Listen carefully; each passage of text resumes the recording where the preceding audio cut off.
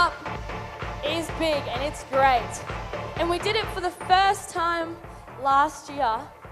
And I think you can tell what's going on from this awesome couch set up behind me. If you have an idea, I think you know to get very, very, very excited for what's coming up. Now, I'm only going to introduce one of the key speakers for this morning.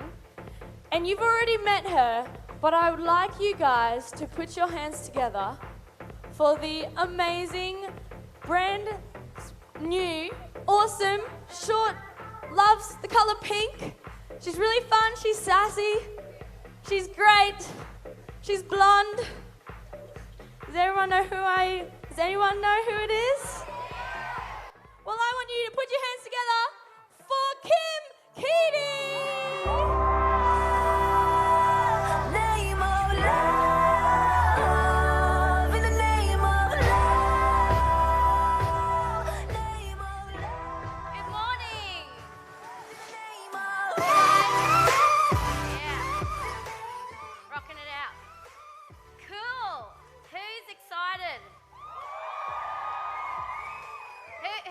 Tissue. I've got mine. Because I have just spent the last little while out the back with some of the people that are going to come and join me on the couch this morning to share their story. So I am a counsellor by trade, so when I'm not here doing things like running Ignite Conference and doing all my other stuff, I love sharing stories and I love hearing stories. So I've invited 4 people to come up and share their story with me this morning. Who wants to come on a bit of a journey with me? Yeah, awesome. So the other thing that you need to know about me is I really love talking deep and meaningful. I'm really bad at talking about the weather. You know, I have to meet someone and go, hey, how you going? So how's life? Cool. I'm really bad at that. I just want to be like, how are you actually going? Let's talk deep, meaningful, come over my house and sit on the couch and hang out. So this is kind of like my little lounge room, okay? And I'm going to invite 4 people. Now, for those who were here last year, it is a bit different, so just let go of all those expectations, all those presumptions that it might be exactly the same, because I wanted to do something a little bit different. And I was thinking about my own life, and I was thinking about when I was in my teenage years and I was making some pretty bad choices. I'd left home, I dropped out of school, I was in a pretty bad environment, like a bit of a drug-infested environment with my boyfriend, and I remember thinking there's a lot of stuff during that time in my life that I needed to let go of, that I needed to forgive myself for, and that I needed to forgive other people for. And I remember when I was in my 20s and I decided that I probably should go and have some counselling for my teenage years and my poor choices that I made, because it was still really affecting me because I hadn't forgiven myself. And I remember the counsellor saying to me, so Kim, you know the story of the Good Samaritan, how he gets bashed up and he's on the side of the road and 3 people walk past him. I want you to imagine you're someone who walked past yourself at 16 years old and you're all bashed up, you've had all your hard times, and you're there and you walk past.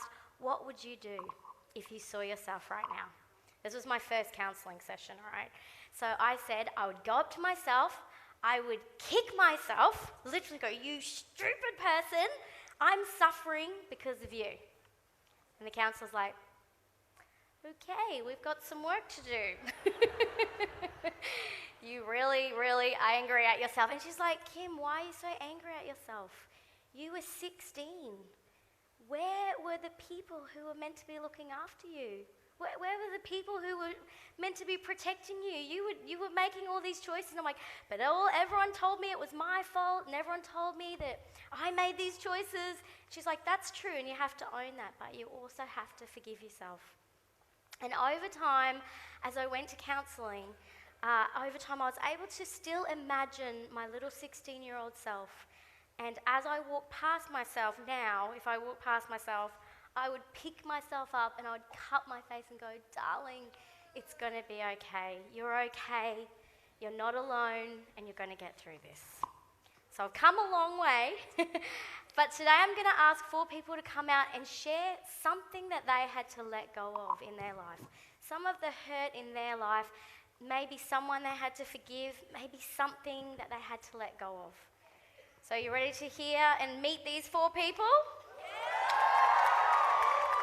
Alrighty, so the first person that I want to invite is a new friend of mine. He is 24. He was originally born in Fiji, but he now lives in Sydney. And he is a really cool guy, has a really amazing story. And I want you to give it up for Chris Lee. You can tell everybody, go ahead and tell everybody. I'm the man, I'm the man, I'm the man. Hey. Yes, I am, yes, I am. Thank you for coming.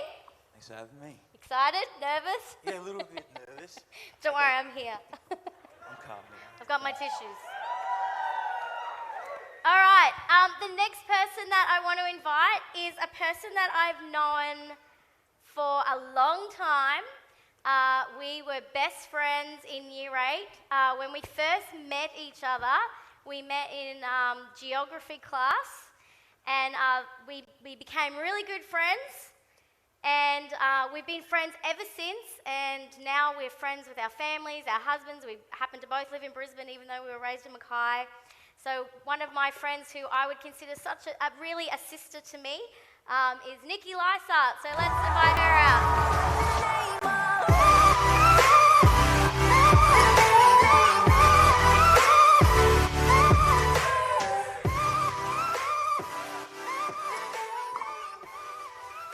Thanks for coming and sharing this moment with me.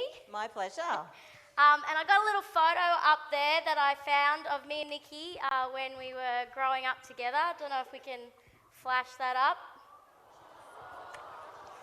That one over there is grade 8 or 9. I think I was going through, I wanted to be like Belinda Carlisle and have red hair, so we were dyeing each other's hair that day. And this is Nikki's grade 12 graduation formal. And I came to visit her because obviously I'd left school. So I came to take a picture, and we're still friends, so there you go. Yeah. Yay! All right, the next person is an awesome guy. He is one of the most humble guys I know, even though he is incredibly talented. I've never heard him say a mean word to anybody.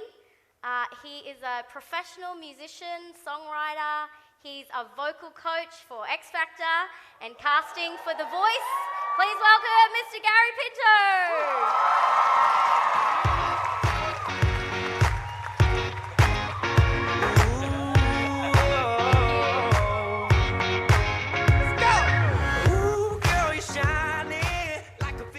Hey, that was cool.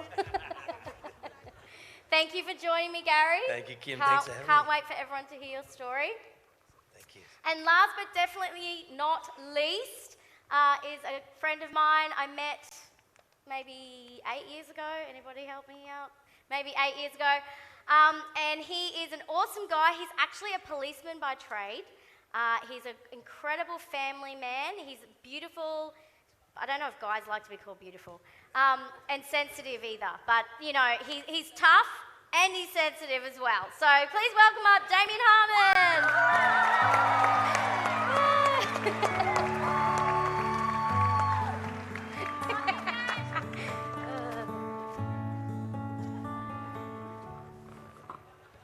All right.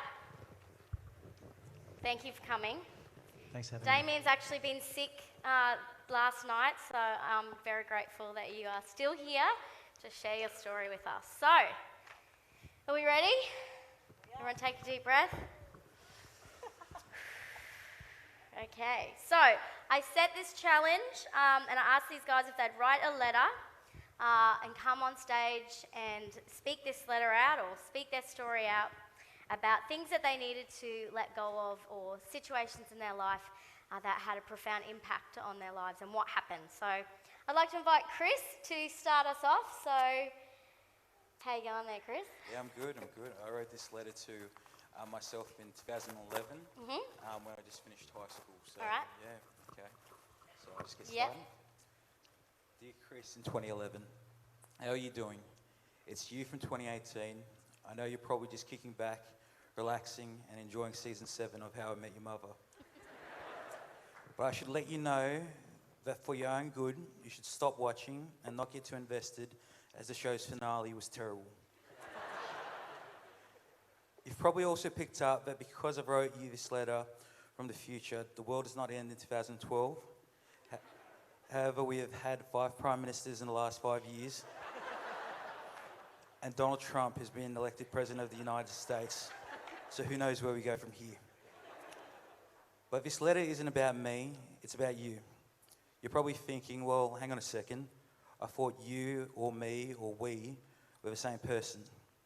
And yes, while we're technically the same person, make no mistake that we are 2 very different people. And I want you to know, Chris, that that's okay. For example, you're probably thinking everything in life is going well. You're 18, you're in your last year of school, you've been elected school captain, you've been given a scholarship to uni. You're talking to a few girls and you've got a huge group of mates. I can see you nodding your head with a big grin on your face because you know I'm right. But what I want you to do is read over the first question I asked in this letter, and that question was, with those 4 words, how are you doing? You probably just skimmed over it because you didn't think I actually really wanted to know, or maybe you didn't want to have to think about the answer. But if you think about it, Dad's been in and out of hospital for the last 4 years, the family's struggling to pay the mortgage, and there's a constant pressure to perform and be the strong person for everybody else. You've hidden these pressures from everyone and buried them under your smile. However, you feel that you're alone. Next year, this will all come to the surface when on January 17th, 2012, Dad will succumb to his illnesses and pass away at the age of 42. Your main reaction will be anger, which will lead you to turning further away from your faith and turning to drinking and partying to act as a decoy instead of confronting your grief. This lifestyle will bring you to the Easter long weekend, where you'll go out and have a pretty heavy night of drinking and clubbing. And on your night out clubbing, you'll come out of the nightclub to get some air and won't be let back in because you'll be too intoxicated. As you and your mates try to find a new place to get into, you cross paths with another group, which at first you'll walk past. But then when one of them turn around and start following you and say, come back and fight us, you'll turn back around and the fight will break out because you think if you walk away, you'll be weak.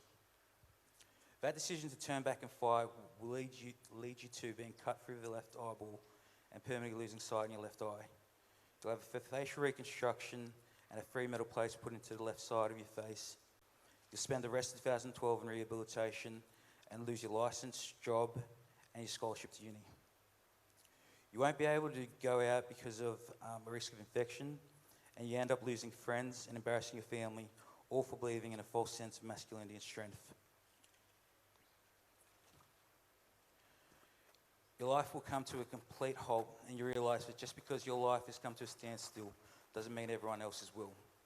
This will leave you in a space of deep depression and loneliness, and you'll be angry at yourself for allowing yourself to be put into that situation. However, during your recovery, your sister Olivia will come home one day and nag you to attend a men's group with some of her friends from uni. Ollie explains to you that they gather as a group, read scripture, and talk about how God may be speaking into their lives. At first you'll think it's lame and you say no. Olivia doesn't let up and keeps nagging you until you finally succumb to her pressure and go just mainly to shut her up. You won't realise it at the time, but her encouraging you to attend the men's group will change your life. The first piece of scripture you read after being 2 years away from your faith is St. Paul's letter to the Corinthians 12:9. But he said to me, my grace is sufficient for you, for my power is made perfect in weakness. Therefore I will boast all the more gladly about my weaknesses, so that Christ's power may come to rest upon me.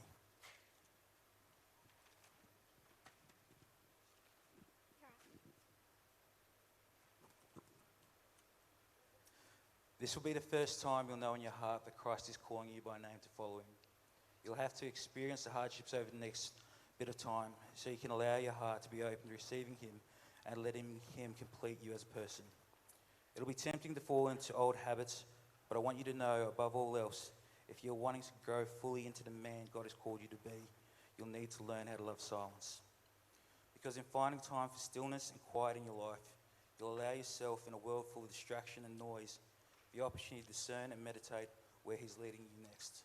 And Chris, nothing will bring more joy to your life than allowing yourself to follow.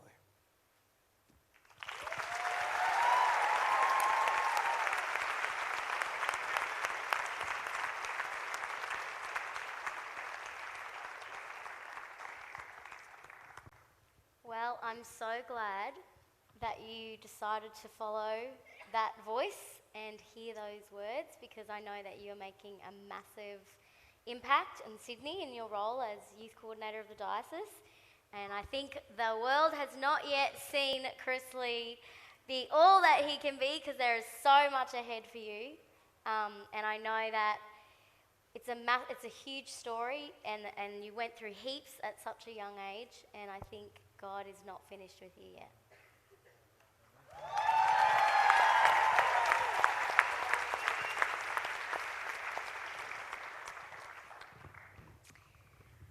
Alrighty, so we might ask the Lily amongst all the boys to share. Dear Nikki, I remember you when you first started high school. You were so sweet and innocent, a real hopeless romantic. You were the kind of girl who believed in love at first sight, fireworks, and being swept off your feet. You knew what you wanted, and you weren't going to settle for second best. You were waiting for the perfect first boyfriend, the perfect first kiss, and the perfect relationship. You were waiting for the perfect fairy tale. And wait, you did. You will be sweet 16 and never been kissed, just in like all your favourite books and movies. You will be a little embarrassed of holding such a title and feel like you're the only person in your whole class who hasn't yet experienced that special moment. But secretly, you'll be proud of the fact that you waited and hadn't just kissed anyone. During year 11, you will develop a close relationship with a guy who lives in Brisbane, even though you live in Mackay. You will chat regularly on the phone and write each other letters. You really like this guy, and you hope that he will be the one that you will share your first kiss with. Your expectation is that it will be super special. So you will travel to Brisbane for Christmas with your family, and you have the chance to meet up with this guy on New Year's Eve. You will be so excited to see what the night brings, and you hope that it will bring a kiss. And as the clock strikes 12, you will have your first kiss, and it will be everything that you hoped it would be. You will think it's perfect. Was that a prince's crown upon his head? The perfect fairy tale romance comes to life. But it's only short-lived. You'll go out to the car to get a jacket because you're starting to get a bit cold. And there on the side of the road, this perfect guy will start to kiss you again, but really passionately this time. And there on the side of the road, with cars going by, this perfect guy will run his hand up your leg and under your skirt. You will feel uncomfortable, and you will want him to stop. But you won't be brave enough to say or do anything. I want you to know that what will happen on the side of the road that night isn't okay. You don't have to go along with what he wants simply because you think and it's an expected part of a perfect romantic relationship. And as if that experience wasn't bad enough, when you see that guy, your perfect prince, again the next day, He will treat you like nothing ever happened between you. You will feel used and heartbroken and empty.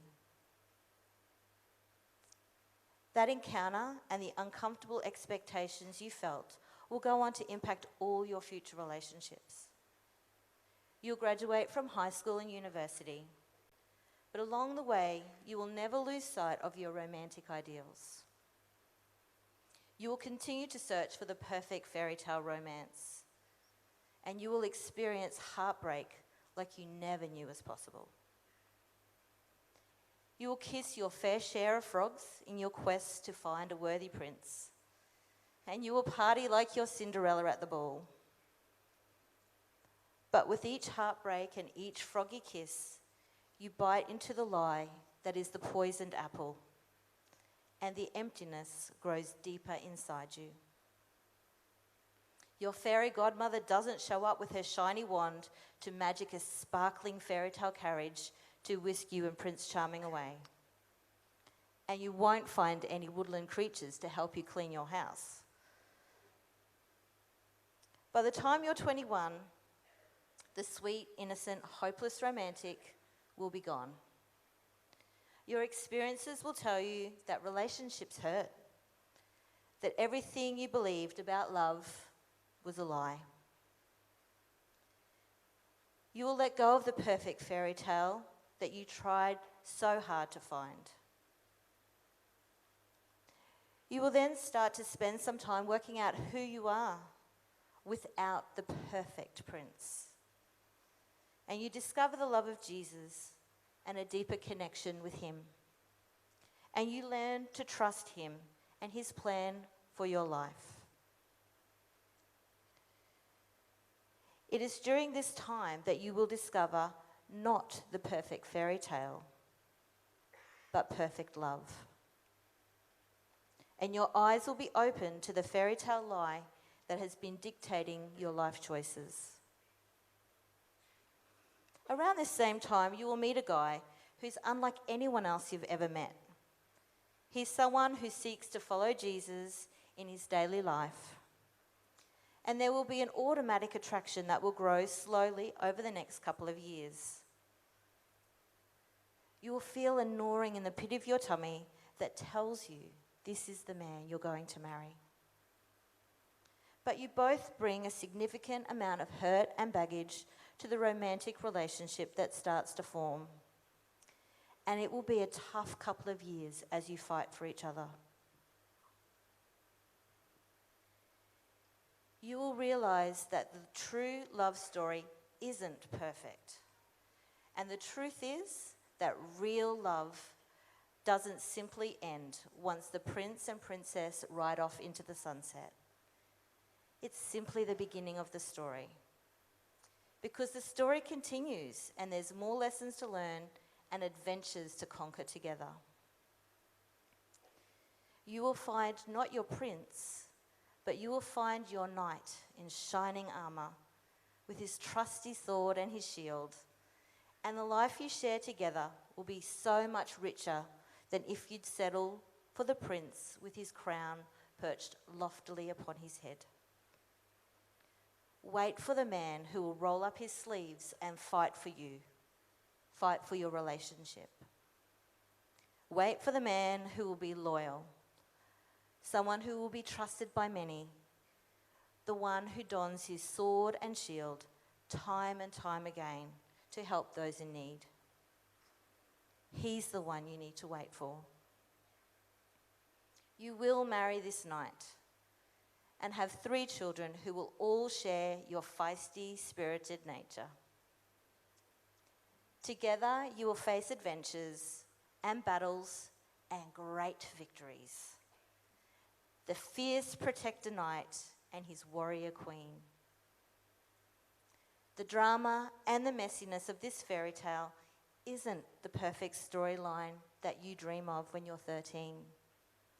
But it will be so much richer, more full and exciting than you could ever imagine because of the perfect love that binds you, the perfect love of Jesus.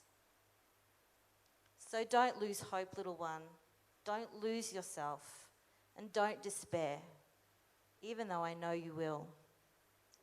The happy ending you desire, you will find, but that's just the beginning.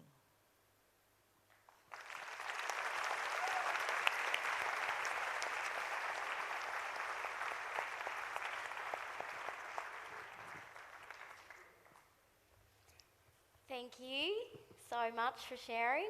I was remembering all the moments along the way as you were sharing and going, ooh. Anyway, moving right along.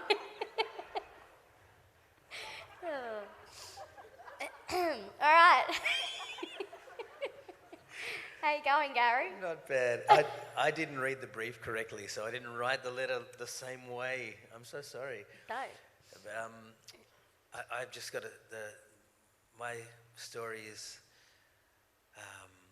so when I was younger, I had a difficult time in my life that I felt that I just felt I was so close to God at one stage in my life, and then one day I felt like I was completely disconnected from God. I felt like I had no contact. I felt like I could reach the hand of God and touch the hand of God and speak to God 24 hours a day. And then the next minute I felt like there was a ceiling that was on top of my head and I couldn't see above I couldn't even look up. Because every time I looked up, I'd have terrible things happening, and I'd had anything that was beautiful in my life became distorted and ugly.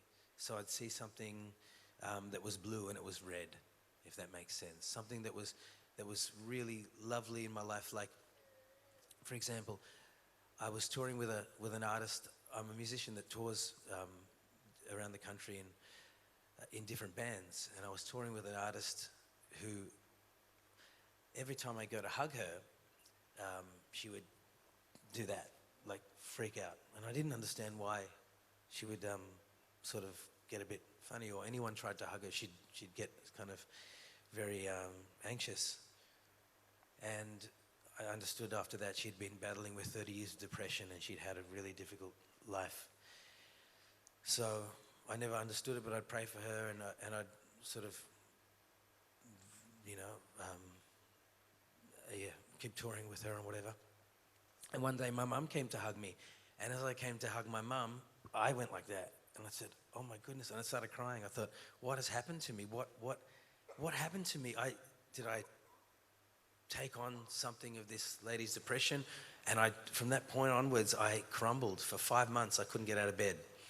So I was touring at that stage for many years, and I was taking calls from conversations from friends who were struggling with difficulties, and I'd counsel my friends and pray with them. And even at 4 a.m. or 2 a.m. or 6 a.m, I'd be talking to friends and sort of being an intercessor. And then all of a sudden, I was incapacitated. So I was in bed for 5 months, crying every day. I didn't know what happened, because my parents looked at me and they said, what happened? I said, I don't know. I can't get out of bed. And I felt like I couldn't contact God. My world had been cut off. So my auntie was praying for me at the time. She said, I keep getting this message. If God is for you, who can be against you? I said, thanks, Auntie Karen, but I'm going back to bed. So I went back to bed, and friends were trying to help me, but I was holding on. I wasn't letting go. So the whole theme of this conference is empty and letting go. And I just was holding on to this thing, and I'd think about, I'd done this wrong when I was 5 years old. I wasn't charitable to my brother, and I was very selfish in my motivations with what I did when I was young. And I hurt my girlfriend when I was 17 years old, and I'd upset my friend when I was 20 years old, and all this guilt just built up on me and crippled me virtually. So every day I'd wake up and all I could see was the terrible person I was. And that was a big feeling that felt like I couldn't connect to God, because I thought, I'm so twisted and so faultful. And I didn't think of God's mercy. I just thought of God's judgment. So I was thinking every day I sort of cry and think, what's going on? Why do I feel like this? And my dad took time off work and my mum took time off work and brought this, because I was so unable to do any work or tour or do anything, my dad bought me a 1,000-piece jigsaw puzzle. So I'm like, oh goodness, I go, come on son, you got to keep your mind active, come out of bed and do your jigsaw puzzle. And I was literally like incapacitated. I'd sort of roll out of bed in my tracksuit pants and look at this puzzle, and then I'd go, okay Dad, put this two pieces of puzzle. I was so tired all the time. So I'd go back and I'd say, okay, thanks Dad. Okay, eat your breakfast, son. He had to babysit me for months. And my friends didn't understand. I couldn't take calls. Gigs were coming up that were on Disney records. A friend of mine had a Disney record for me to sing on. I couldn't do it. Just couldn't do it. I just didn't even return this call. So going back to bed, and day by day I put this little jigsaw puzzle, and my auntie would say, just remember, God said, if God is for you, who can be against you? And I said, okay, Auntie Karen, thank you. Go back to bed. So the puzzle was getting little by little, getting better and better and better, and the 750 pieces and 830. And the last few pieces were being put in. I was putting the last few pieces in the puzzle. And at the same time, I'd have this picture of the Divine Mercy. Has anyone know the Divine Mercy? So it's Jesus and there's blood coming out of one side and water coming out of the other. And I'd look at this picture and say, Jesus help me, Jesus help me, Jesus help me, Jesus help me. And nothing. And I'd say, oh, every day, Jesus help me, nothing. And then one day I said, Lord, I give you my heart, my mind, my body, soul, and will under your blood. And when I gave it, I let go. I was carrying this football of pain, and I was carrying it, and God was saying, give me the football, give me the football. I was going, no, I got it. I'm going to put it through the goal. He's going, give me the football. It's crippling you. And I was bent over in pain, physically and emotionally and mentally and spiritually. As soon as I handed myself over to the Divine Mercy, this peace came upon my room and over my forehead and over my body. Because all I could do was this. I was permanently frowning. And Mum goes, stop frowning, stop frowning. She was touching my throat, stop frowning. I said, I can't stop frowning. She goes, stop it. When I gave myself to the Divine Mercy, this peace came over my body. And she goes, what happened? I said, I gave myself to Divine Mercy. She goes, we were about to hospitalize you. You were that bad. So I came out, I finished the puzzle, and it said, if God can be for you, if God is for you, who can be against you? On the puzzle.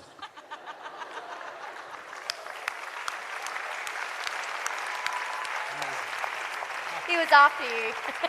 Because the puzzle was a violin and a sheet music, and the last few pieces of the sheet music was the scripture. Who has scripture on a sheet music in a puzzle bought from Aldi or something, whatever it was?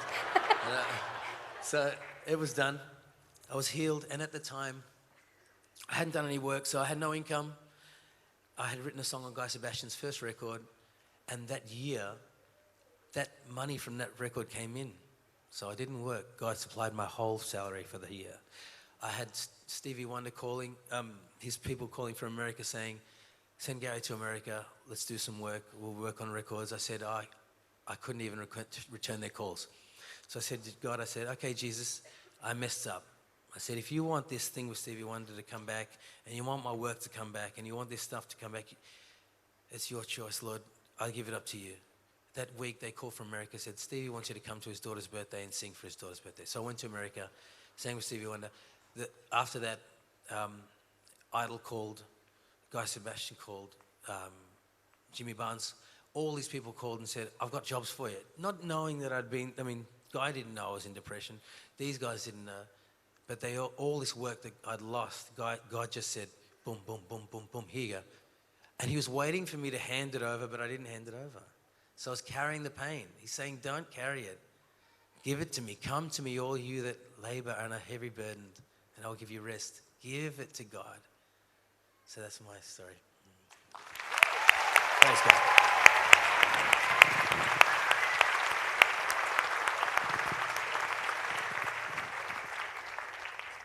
Wow. What a story of healing and the power of letting something go, hey? That it's sometimes so scary to let something go because you don't know what that's going to feel like. And then that powerful release and healing, really, miraculous. healing of the Divine Mercy. If you've not seen a picture of that, guys, just search the Divine Mercy. It'll come up with an image. Saint Faustina saw the image and hired several artists until they got exactly what she saw, and that image is exactly what she saw. So that's really powerful. All right, last but not least, Damo. Woo!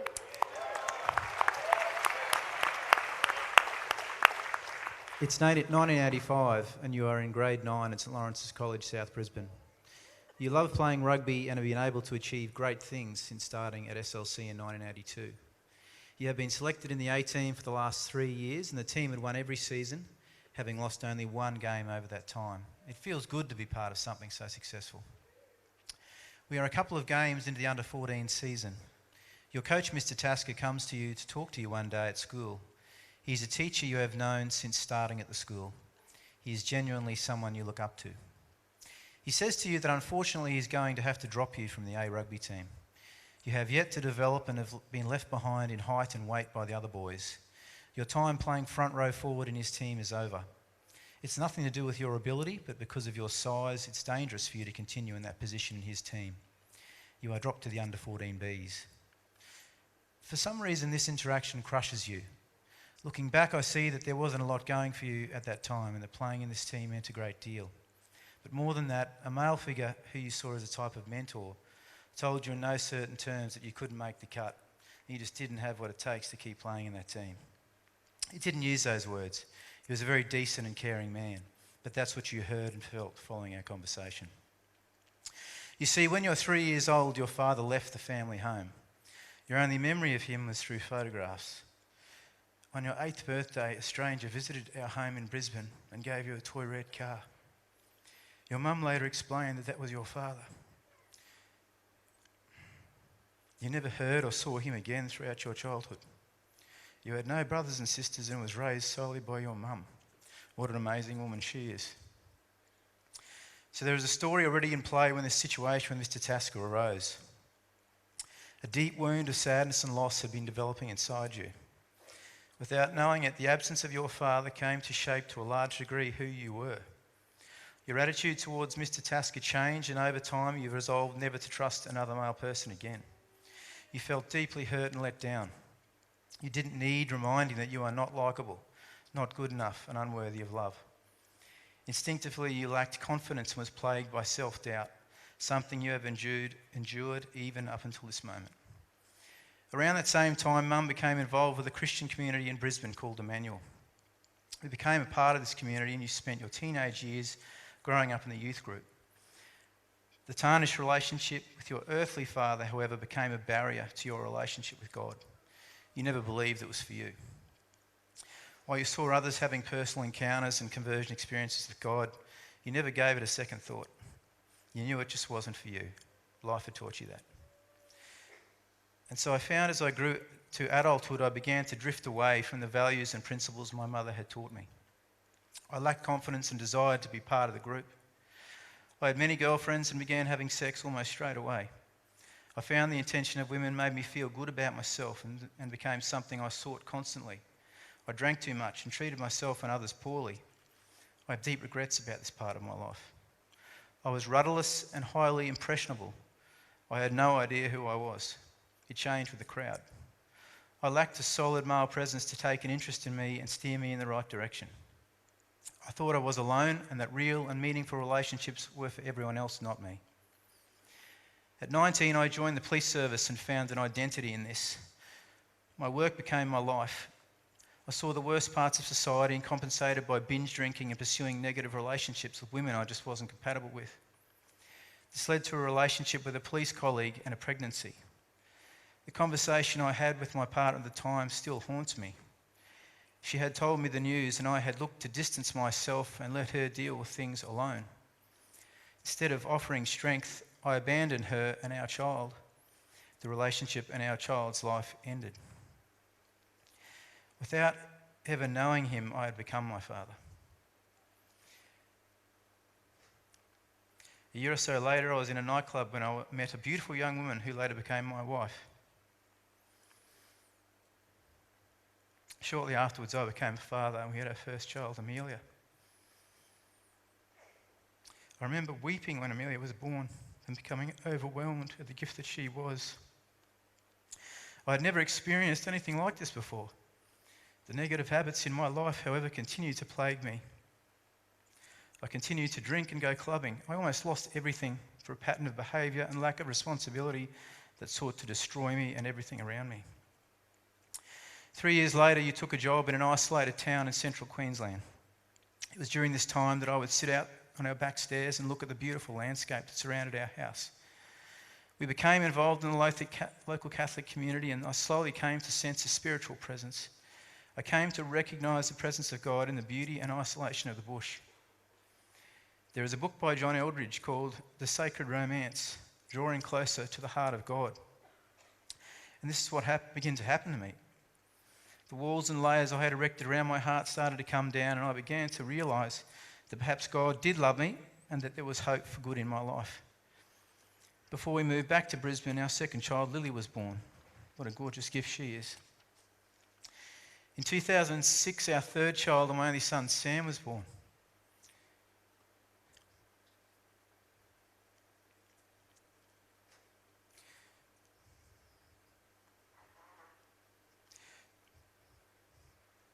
My journey as a father has been littered with highs and lows. It's something that has never been modelled to me, and I've failed many times. I think over time I've been able to learn and grow a great deal.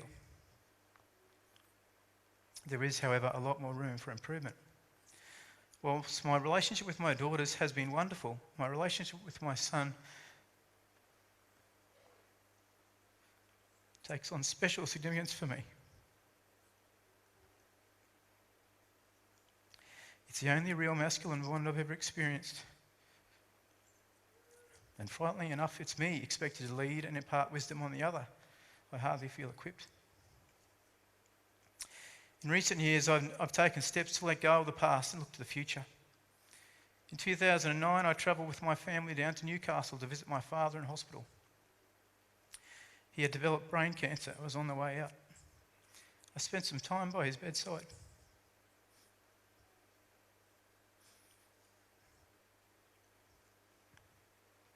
At this time, the cancer had progressed and he was no longer able to speak. He could only communicate by facial expression. The conversation was limited. I had never known this man. I left the hospital and wept. I think a lifetime of grief and sadness had caught up to me. My father died and I attended his funeral. It was strange seeing a photo of my father holding me in his arms when I was a baby. The whole thing was overwhelmingly sad. I would have liked to know him.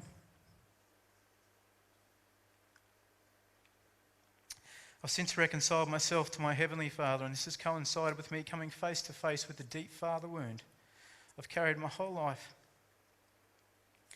I went to a life weekend a few years ago and received some prayer from a couple of mentors of mine. It was during that prayer that I feel like a weight was lifted from me. I wept for 3 days, went to counselling, and now being able to acknowledge that my father's failing is not my own. I've been able to let that go and forgive him. I've also come to terms with my own sin and sought forgiveness. Last year I went with a number of other fathers and sons on a weekend camp. On the second night of the camp, all of the fathers and sons gathered around the campfire. Each of the dads took turns to stand up in front of the group and publicly affirm their sons.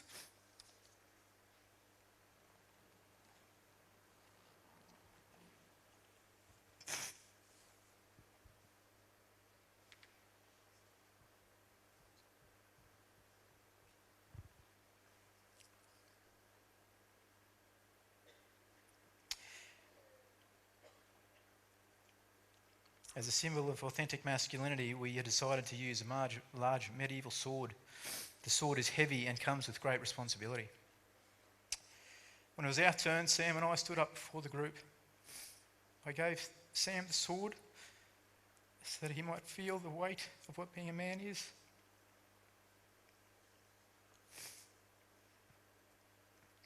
I said the following words: Sam, you know my story. My father chose not to be a part of my life.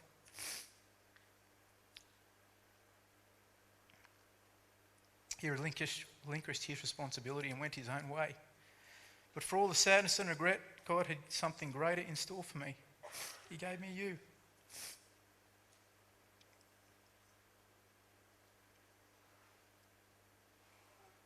It's hard to describe what being your dad means to me. It has enabled me to discover the profound joy of the bond that fathers and sons share. Sam, being your dad is the greatest job.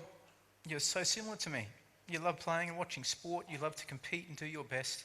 You love to laugh and find humour in corny jokes. You love to wrestle and test your strength. When I come home, you run to the door to greet me with a hug and a kiss. You regularly tell me out of the blue that you love me. You love the epic stories of good versus evil that I love, series like Star Wars and Lord of the Rings. I'm extremely proud to be your dad. I'm proud of who you are.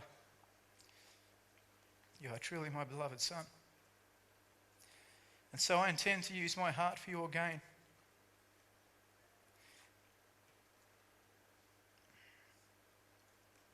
I choose to ensure that the curse of fractured fatherhood in our family goes no further than me. In the presence of this community of men, I pledge to raise you to one day become an authentic man.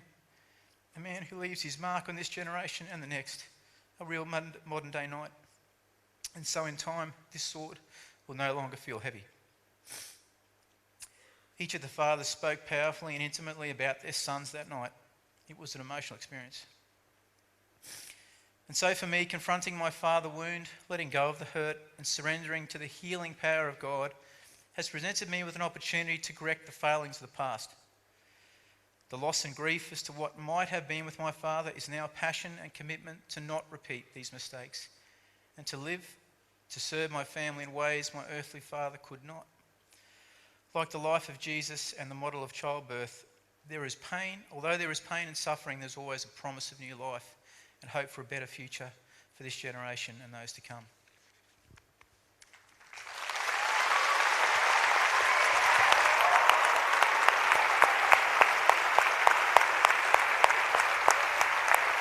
Thanks, buddy.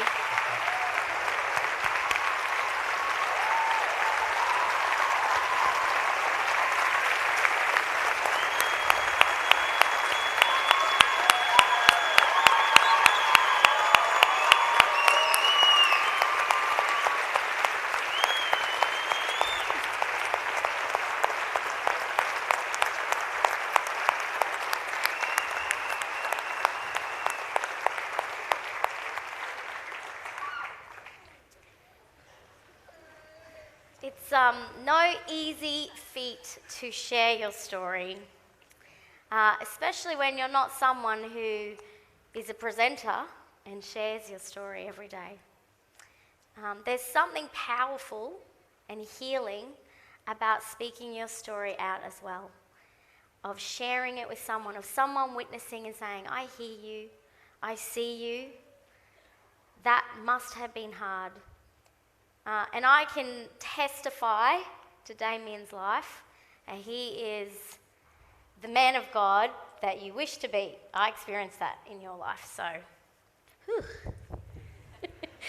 So I just want to thank you guys for joining us in this lounge room. I want to thank all of you profoundly for sharing your story, each and every one of you. There's a scripture in the Bible that says, we will overcome the enemy by the word of our testimony, by speaking out how powerful and healing and merciful God is. And I think this morning we've heard of the saving, compassionate, powerful love of God, that he will not ever leave us abandoned, that he has plans to heal us and love us and bring us home. So I want to thank all of you guys, and I'm going to invite my friend Jen to come up and share a song with us.